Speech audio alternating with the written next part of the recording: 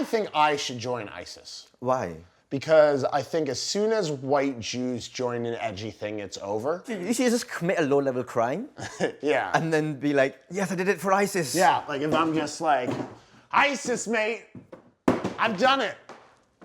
I mean, this is in our flat. Yeah, okay, sorry. So I don't know if that book has any sentimental value to the flat owners. Yeah, I think I'll just put it Okay, back. cool.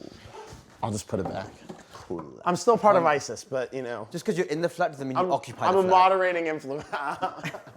I wouldn't say that this flat is occupied. I'd just say it's sort of like protectively engaged. From my perspective, I think it's quite sad that seemingly people across the world have this perception that Jews and Muslims hate each other, born out of that conflict. Which I think is really sad because... When it's really just you and me who hate each other, clearly. Yeah. And I think people who don't understand this should know that we're spiritual descendants of Abraham. We're basically cousins. Yeah. But we obviously both love hating stuff. So from my perspective, it's like, why don't we just hate the same stuff? That's exactly how I feel. Right? Like the Nazis, for example. Obviously, Jews hate the Nazis. We don't need to go into that. It's obvious. And Muslims, we hate the Nazis because they didn't get the job done. So why don't we just hate the Nazis? You know, it's funny because Nazis love you guys. Do they? Yeah, huge fans of anyone brown. They're just, I'm not sure if you knew that. We would have been fine Yeah. if they'd won the Second World War, I'm pretty sure. I just think that, you know, Palestinians don't really understand the Jews who live in Israel. Like, they think that Jews think of them as the enemy, when really, like, they just need to see, like, a bit more of Curb Your Enthusiasm to realize that, like, Jews' enemies are themselves. Like themselves and their families. Like, if you saw our personal lives or our interior lives in a more familiar way, you'd be like, these people just have enough on their plate. That's one of the toughest things about being Palestinian, probably, is that you have limited access to Seinfeld and Curb Your Enthusiasm because Hamas TV rarely airs it.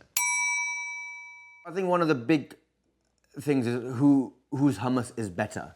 Right, so why can't we just have a massive hummus off? You have your Israeli top chef, Well, Palestinian top chef, and then Olivia from the Cotswolds, because she's middle class and English. She obviously should be the adjudicator over who has the best hummus. Well, I actually think that I'll cede that point to you because you guys love hummus so much that you voted for hummus as president.